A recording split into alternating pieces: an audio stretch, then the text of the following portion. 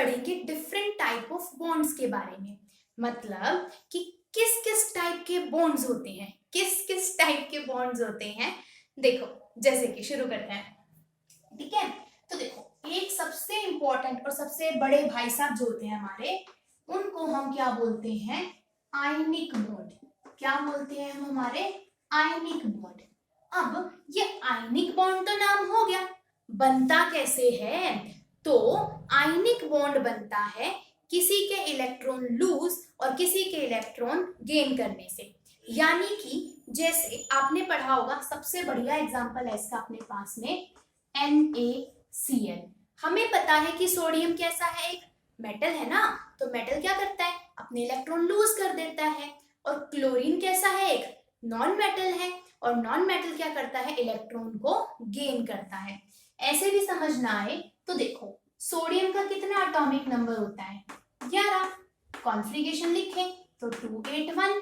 इसको क्या करना है, एक इलेक्ट्रॉन किसी को देना है, और एक इलेक्ट्रॉन देते ही क्या बन जाएगा, सोडियम पॉजिटिव, क्योंकि जितना पॉजिटिव चार्ज उतने इलेक्ट्रॉन दिए होंगे।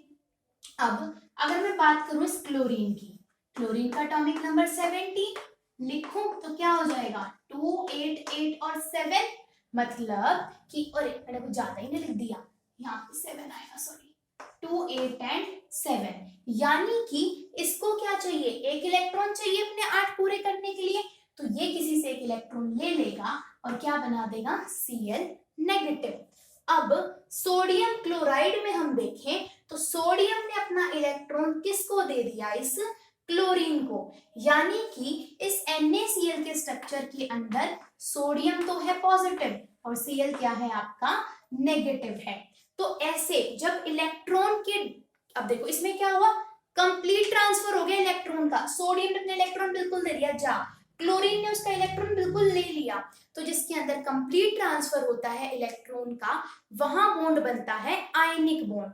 क्योंकि देखो किसी भी स्पेसिस के ऊपर अगर पॉजिटिव चार्ज हो या फिर नेगेटिव चार्ज हो तो वो क्या कहलाते हैं, हमारे आयंस, और इन आयंस के मिलने से जो बॉन्ड बनता है वो क्या कहलाता है, आयनिक बॉन्ड।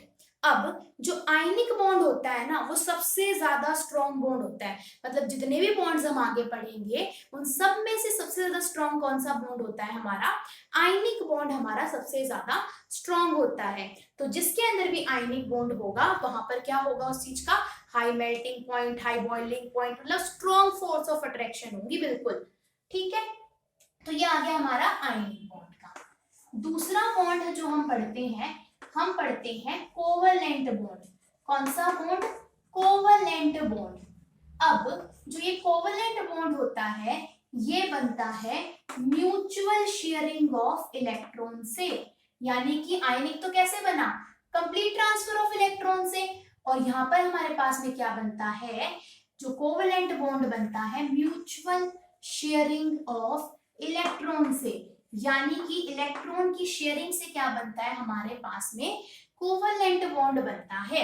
जैसे कि जिनके अंदर क्या होता है, आपके पास में 4 इलेक्ट्रॉन्स होते हैं आउटर मोस्ट शेल के अंदर, या जिनकी वैलेंसी 4 होती है, वो क्या बनाते हैं, मतलब हमेशा ऐसा नहीं कि जहाँ सारे के सारे 4 वाले बनाएंगे, लेकिन जहां पर शेयरिंग होती है इलेक्ट्रॉन की, वहां कैसे बनते हैं आपके कोवलेंट बॉन्ड। जैसे कि आपके पास में एक कंपाउंड है CCl4, इसको हम बोलते हैं कार्बन टेट्राक्लोराइड। इसको काफी इंडस्ट्रीज के अंदर भी यूज किया जाता है, कार्बन टेट्राक्लोराइड हमारे पास में। अगर मैं इसका स्ट्रक्चर देखूं तो कैसे होता है, इधर समझो कार्बन है हमारे पास में, कितने हैं इसके पास में आउटर मोस्ट शेल के अंदर, 4 इलेक्ट्रॉन्स तो इसके खुद के हैं, ठीक है। कितने चाहिए, 4 और चाहिए ना पूरा होने के लिए। अब यहाँ पे क्लोरीन को देखो, क्लोरीन के पास में भी कितने, 7 हैं, तो 6 और ये क्या हो गया, 7। नीचे यहाँ पे मैं एक और क्लोरीन का और बनाऊं, मान लिया मैं इसको क्रॉस से रिप्रेजेंट कर दूं, 1 2 3 4 5 और 6, और एक हो गया ये वाला। यहाँ पर भी हम इस तरीके से शो करते हैं, 6 और एक हो गया 7, ठीक है। यहाँ पर एक और क्लोरीन को रिप्रेजेंट करें, 1 2 3 4 5 6 और 7, एक क्लोरीन और है, 1 2 3 4 5 6 और, अब देखो इसके पास 7 है इसको 1 की जरूरत है क्लोरीन को, इस कार्बन के पास 4 है, इसको 4 और चाहिए। तो क्या होता है कि जब कार्बन क्या करेगा, अब देखो एक इसके पास था, एक यहां से ले लेगा। अब 7 तो टोटल आउटर मोस्ट में होते हैं, लेकिन क्लोरीन तो सिर्फ एक को ही दे सक मतलब एक को ही लेगा ना, तो हमें पूरी यूं मत करना कि कभी 7 के साथ ही दिखा दो, ऐसा नहीं होता। इस कार्बन का एक और इस क्लोरीन का एक जो था हमारे पास में, वो क्या कर लेंगे, ये शेयरिंग कर लेंगे हमारे पास में, यानी कि इनके अंदर क्या होगा, एक एक इलेक्ट्रॉन की क्या हो जाएगी, शेयरिंग। अब देखो कार्बन के 8 पूरे हो गए, ठीक है। अब क्लोरीन के पास 7 थे, इसको जब 8वें की जरूरत होगी तो ये क्या कर लेगा, कार्बन का शेयर कर लेगा, ठीक है। तो इस क्लोरीन के भी इस तरीके से 8 हो गए और इस कार्बन के भी 8 हो गए। एक इसने क्या, एक इसका खुद का था, एक उसका ले लिया, एक इसका खुद का था, एक उसके साथ शेयरिंग कर ली। तो इन्होंने क्या करी, शेयरिंग कर ली। कार्बन के 4 खुद के थे, 4 क्लोरीन वालों के साथ शेयरिंग कर ली, तो इसके भी 8 हो गए। क्लोरीन को 1 चाहिए था हर एक को, तो इसने भी क्या करी, इस कार्बन वाले के साथ में शेयरिंग कर ली। तो यानी कि जो बॉन्ड किससे बनता है, शेयरिंग ऑफ इलेक्ट्रॉन से, वो क्या कहलाता है, कोवलेंट बॉन्ड। अब ध्यान से देखो हमारे पास में क्या बन गया, कोवलेंट बॉन्ड हमारे पास बन गया। मेन पॉइंट क्या है, म्यूचुअल शेयरिंग ऑफ इलेक्ट्रॉन से। तो इसका जैसे एग्जांपल आ गया CCl4 हो गया, HCl हो गया, क्लोरीन होगी हमारे पास में, ऑक्सीजन गैस होगी, नाइट्रोजन गैस होगी, इन सब के अंदर क्या होता है, आपका कोवलेंट बॉन्ड ही होता है। अब देखो जो आपका कोवलेंट बॉन्ड है ना, इसके बिना 2 टाइप के होते हैं, मतलब कोवलेंट बॉन्ड के अंदर भी हमने डिफरेंशिएशन कर दी। तो हम सबसे पहले अगर बात करें तो जो आपका कोवलेंट बॉन्ड होता है, इसके अंदर कुछ कंपाउंड्स होंगे पोलर और कुछ होंगे नॉन पोलर। पोलर का मतलब क्या होता है कि जिसके अंदर चार्जेस क्रिएट हो जाए, यानी कि हम कोवलेंट बॉन्ड की ही टाइप अगर हम देखें तो 2 टाइप हमारे पास में हो जाएंगे, पोलर एंड नॉन पोलर, ठीक है। पोलर का अगर हम एग्जांपल देखें, जैसे मैंने ले लिया HCl। अब HCl में क्या है, क्लोरीन ज्यादा इलेक्ट्रोनेगेटिव है, हाइड्रोजन ज्यादा इलेक्ट्रोपॉजिटिव है, तो क्या करेगा, इस क्लोरीन के ऊपर आ जाता है डेल्टा नेगेटिव चार्ज और इस हाइड्रोजन के ऊपर क्या आ जाता है, डेल्टा पॉजिटिव चार्ज आपका, ठीक है। मतलब कि क्या होगा, अब यहाँ पे कंप्लीट ट्रांसफर तो होगा नहीं इलेक्ट्रॉन का, तो क्या होगा, शेयरिंग होती है। अब शेयरिंग में भी देखो हम कहीं पे ना शेयरिंग करने जा रहे हैं, एक ताकतवर इंसान है, एक पतला दुबला है, दोनों ने पार्टनरशिप में कुछ शुरू कर लिया, तो जो ताकतवर इंसान वो खींचेगा ना उससे इलेक्ट्रॉन, दे दे भाई मुझे, तो होंगे दोनों के, पर क्या होगा, इन इलेक्ट्रॉन्स ज्यादा किसकी साइड मिलेंगे, क्लोरीन के पास में आपके मिलेंगे, इसीलिए इसके ऊपर आ गया डेल्टा नेगेटिव और इसके ऊपर क्या आ गया, डेल्टा पॉजिटिव। वहीं आयनिक कंपाउंड होता तो हम पूरा पॉजिटिव और पूरा नेगेटिव लिखते। डेल्टा का मतलब है कि थोड़ा सा नेगेटिव आया, इसके ऊपर थोड़ा सा पॉजिटिव आया, ठीक है।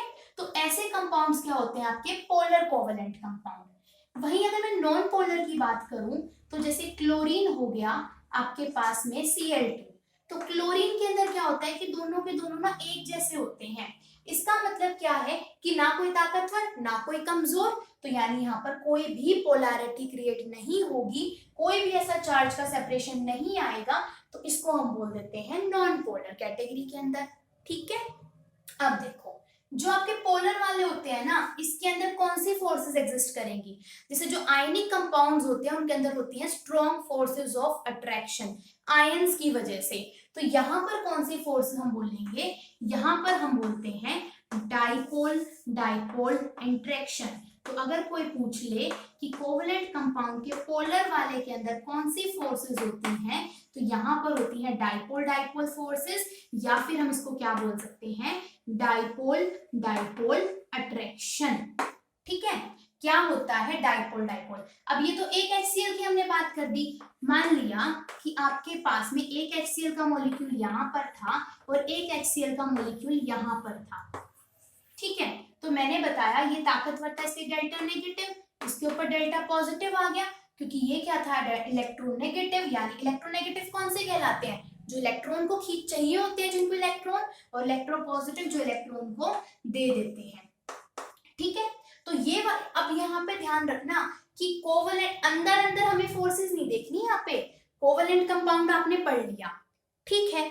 यहाँ पर अब इसके अंदर क्या है कि मान लिया कि ऐसा कोवेलेंट कंपाउंड इसके अंदर भी था, कोवेलेंट कंपाउंड इसके अंदर भी था, तो HCl के दो मॉलिक्यूल्स के बीच में कौन सी फोर्सेस होगी?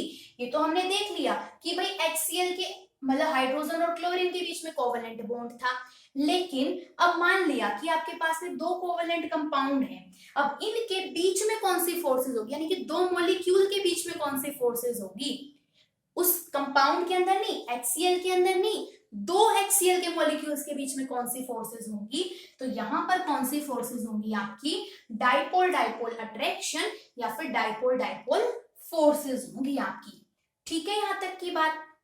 अच्छा, अब जैसे यहाँ पे देखो क्लोरीन था, नॉन पोलर था, तो हमारे पास में एक क्लोरीन मॉलिक्यूल और दूसरे क्लोरीन मॉलिक्यूल के बीच में, इन दोनों क्लोरीन, देखो क्लोरीन था तो Cl के बीच में तो कोवेलेंट बॉन्ड है, लेकिन अगर वो पूछ ले कि क्लोरीन और क्लोरीन के बीच में कौन सी फोर्स ऑफ अट्रैक्शन होती है, तो यहाँ पर बिल्कुल वीक फोर्सेस होती हैं, उनको हम बोलते हैं वीक वंडरवॉल फोर्सेस, या फिर आप ओनली वंडरवॉल फोर्सेस नाम लिख सकते हो, वीक वंडरवॉल फोर्सेस होती हैं यहाँ पर हमारे पास में। वंडरवॉल फोर्सेस का ही दूसरा नाम डिस्पर्जन फोर्सेस भी होता है, और इन्हीं का ही एक नाम हमारे पास में लंदन फोर्सेस भी इन्हीं को ही बोलते हैं। तीनों नाम इन्हीं के ही होते हैं। ठीक है, अब देखो जितने भी हमारे मॉलिक्यूल्स होते हैं ना, सब में मोस्टली कोवेलेंट बॉन्ड ही हमें मिलता है। अब वो मॉलिक्यूल्स भी कैसे होते हैं, कुछ होते हैं पोलर और कुछ होते हैं नॉन पोलर। ठीक है, तो हमने कोवेलेंट बॉन्ड यहां तक पढ़ लिया था। अब जो पोलर वाले थे आपके पास में दो मॉलिक्यूल्स, उनके बीच में तो कौन सी फोर्सेस होंगी? डाइपोल डाइपोल फोर्सेस होंगी। और जो आपके पास में नॉन पोलर वाले दो मॉलिक्यूल्स हैं, उनके बीच में कौन सी फोर्सेस होंगी? Weak van der Waals forces. उसी का ही दूसरा नाम डिस्पर्जन फोर्सेस होता है, और उसी का ही एक नाम क्या होता है? London forces. अब एक तीसरी फोर्स और आती है जो मॉलिक्यूल्स के बीच में होती है, जिसको हम बोलते हैं हाइड्रोजन बॉन्डिंग। ठीक है, पता है मैंने ऐसा क्यों बोला कि मॉलिक्यूल्स के बीच में कोवेलेंट, जितने भी मॉलिक्यूल्स होते हैं मोस्टली उनमें कौन सी फोर्स होती है? कोवेलेंट फोर्स, कोवेलेंट बॉन्ड होता है, और उन कोवेलेंट बॉन्ड मतलब दो मॉलिक्यूल हो गए, उनके बीच में कौन सी फोर्सेस है? अब ये वो हमने पढ़ी, एक डाइपोल डाइपोल होती है, एक कौन सी होती है? वंडरवॉल फोर्सेस होती है, और एक तीसरी हम क्या पढ़ेंगे? हाइड्रोजन बॉन्डिंग हम पढ़ेंगे। ठीक है, अब जैसे वाटर हो गया हमारे पास में है, तो ये भी एक पोलर कंपाउंड, मतलब पोलर मॉलिक्यूल, कंपाउंड नहीं बोलेंगे, मॉलिक्यूल बोलेंगे, क्योंकि कंपाउंड होंगे आपके आयनिक वाले, यहाँ तो मॉलिक्यूल कहलाएंगे आपके वो। ठीक है, अब जैसे वाटर हो गया, तो ऑक्सीजन हमें पता है इलेक्ट्रोनेगेटिव होता है, इलेक्ट्रॉन लेता है, हाइड्रोजन देता है तो यहाँ पे भी पोलैरिटी, तो हम डाइपोल डाइपोल भी तो बोल सकते थे, लेकिन इसको एक अलग कैटेगरी में रखा गया, जिसको हम क्या बोलते हैं? Hydrogen bonding. देखो अब हाइड्रोजन बॉन्डिंग हमारे पास में कैसी होती है? जब पहली बात तो हाइड्रोजन बॉन्डिंग होगी किस किस के बीच में? तो देखो हाइड्रोजन बॉन्डिंग के लिए हमें क्या चाहिए? एक तो चाहिए हमें हाइड्रोजन, और दूसरा या तो नाइट्रोजन हो, या ऑक्सीजन हो, या फिर फ्लोरीन हो, यानी हाइड्रोजन और इन तीनों एटम्स के बीच में क्या होती है? आपकी हाइड्रोजन बॉन्डिंग। ठीक है, हमारे पास में तो कैसे होता है? जैसे वाटर का स्ट्रक्चर में बनाऊं तो मैंने इस तरीके से बनाया, आपका ये हो गया वाटर का एक मॉलिक्यूल, ये हो गया आपका दूसरा वाटर का दूसरा मॉलिक्यूल। ठीक है, इसके ऊपर डेल्टा नेगेटिव चार्ज था, इसके ऊपर डेल्टा पॉजिटिव था, इसके ऊपर फिर से डेल्टा नेगेटिव, इसके ऊपर डेल्टा पॉजिटिव। तो वाटर के मॉलिक्यूल्स के बीच में, यानी इसका डेल्टा नेगेटिव इस हाइड्रोजन के पॉजिटिव वाले को क्या करेगा? अट्रैक्ट करेगा, और इस केस को हम क्या बोल देते हैं? यहाँ पर कौन सी बॉन्डिंग होती है? हमारी हाइड्रोजन बॉन्डिंग, जिसकी वजह से वाटर का क्या होता है? बहुत ज्यादा हाई बॉइलिंग पॉइंट होता है आपके पास में।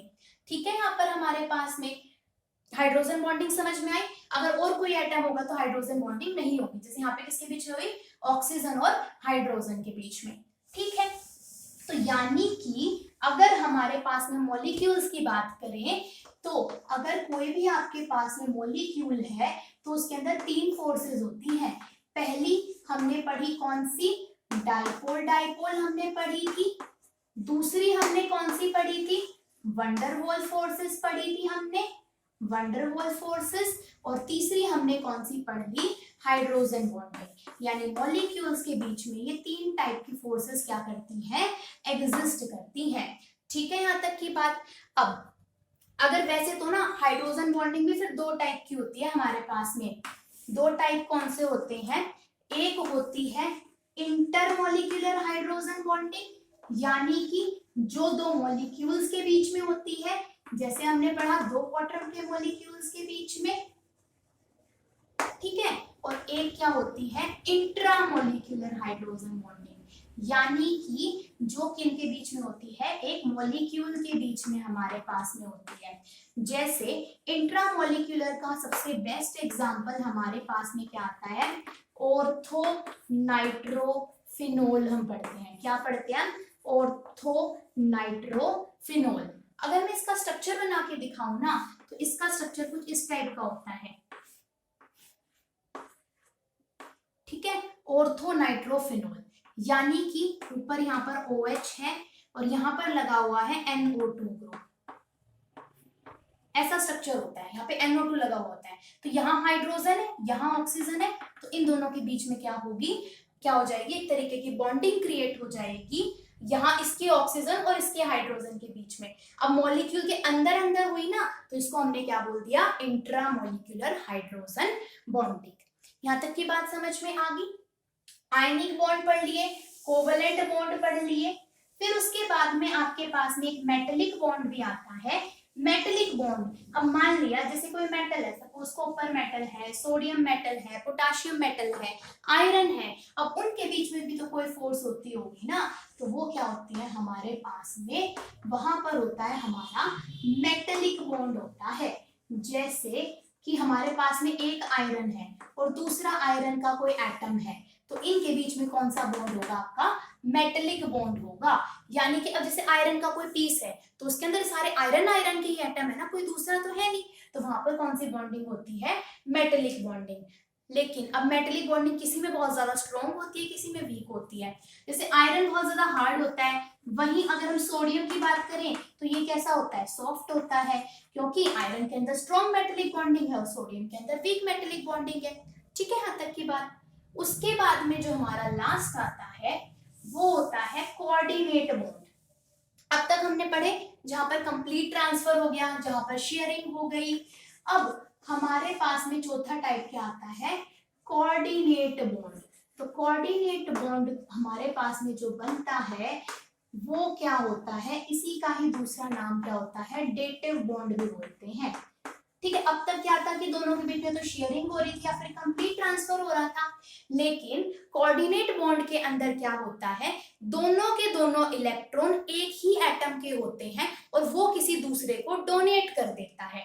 जैसे अब मान लिया कि आपके पास में वाटर था, वाटर जब इस H पॉजिटिव के साथ में रिएक्ट मतलब कंबाइन करता है तो ये बनाता है एक आयन जिसको हम बोलते हैं हाइड्रोनियम आयन। ठीक है, अगर मैं इस हाइड्रोनियम आयन का स्ट्रक्चर बनाऊं ना तो क्या होता है? ये आपके पास में ऑक्सीजन हो गया, एक मैंने हाइड्रोजन यहाँ दिखा दिया और एक हाइड्रोजन मैंने यहाँ दिखा दिया। ऑक्सीजन के ऊपर क्या होगा? 6 एटॉमिक नंबर है, तो 2 नहीं 6 नहीं होता, 8 होता है, 8 होता है, तो क्या हो गया? 2 और 6। तो अब क्या होता है? इसको 2 इलेक्ट्रॉन चाहिए थे, तो 2 इलेक्ट्रॉन थे, तो एक बॉन्ड इसने इससे बना लिया और एक इस वाले हाइड्रोजन से बना लिया। टोटल 6 थे, 2 बॉन्ड बनाने में चले गए। अब बॉन्ड बनाने के अलावा जो बाकी के इलेक्ट्रॉन हमारे बच जाते हैं आउटर मोस्ट शेल को, उनको ना हम ऐसे बिंदी बिंदी से डॉट डॉट से रिप्रेजेंट कर देते हैं और इनको हम क्या बोलते हैं? लोन पेयर बोलते हैं। यानी इन 2 इलेक्ट्रॉन्स का अगर हमें ग्रुप बना दे तो ये क्या कहलाते हैं? लोन पेयर, जो नॉर्मल बॉन्डिंग के अंदर पार्टिसिपेट नहीं करते। नॉर्मल में तो इसने अपनी वैलेंसी पूरी कर ली इन दोनों से, अब ये ना इसके पास फालतू है, तो ये क्या करेगा? जो ये H पॉजिटिव था ना, अपना कोई एक लोन पेयर इसको दान में दे देगा, मतलब क्या कर देगा? डोनेट कर देगा। यानी कि जिस बॉन्ड के अंदर दोनों के दोनों जो आपके इलेक्ट्रॉन्स हैं वो किसी एक ही एटम से जाते हैं, वहां पर कौन सा बॉन्ड बनता है? कोऑर्डिनेट बॉन्ड बनता है। तो यहाँ पर आपका स्ट्रक्चर क्या बन जाएगा? ये HOH, और यहाँ पर क्या बन गया? हाँ, और कोऑर्डिनेट बॉन्ड को हम इस तरीके से एरो से रिप्रेजेंट करते हैं, तो ये आपका क्या बन गया? हाइड्रोनियम आयन बन गया। जितने भी कोऑर्डिनेट बॉन्ड होते हैं इनके अंदर जो मोस्टली कंपाउंड होते हैं ना वो कलर्ड होते हैं हमारे पास में। ठीक है, तो जितने भी टाइप के बॉन्ड्स होते हैं आज हम सब पढ़ चुके हैं इसके अंदर, और उनके अंदर फोर्सेस भी हम पढ़ चुके हैं आज।